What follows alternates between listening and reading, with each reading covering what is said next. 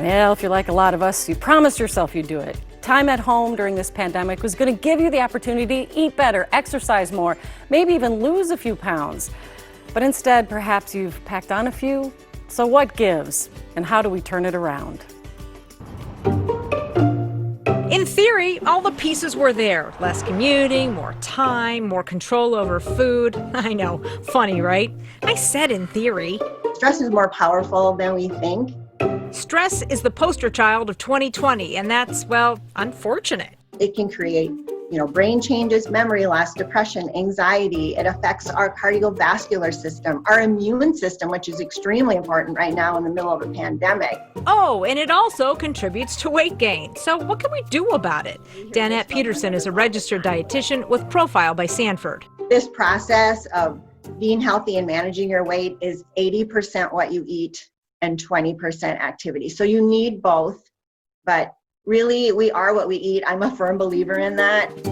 Great. You probably already knew that. But how do you get yourself motivated to make those changes? We do better when we have support, when we have maybe some guidance and direction and accountability. And so Dr. Heather Gallivan is with the Melrose Center. She says they've seen people greatly impacted by the pandemic and the isolation. Even now, when it seems the hardest, having a network is your best bet for success. be creative and use things like technology to connect with people, maybe share some meals. And there are more ways than ever to do that. One of the newer options is an app called Noom. It uses psychology and virtual coaching to keep you on track. There's MyFitnessPal, Ideal Weight, or Calorie Counter Pro, just to name a few, or programs like Weight Watchers or Profile by Sanford. You just have to find one that works for you, creates community and accountability.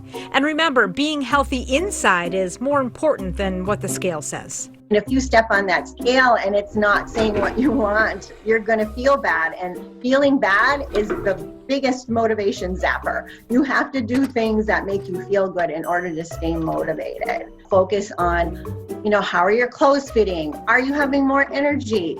Do you sleep better?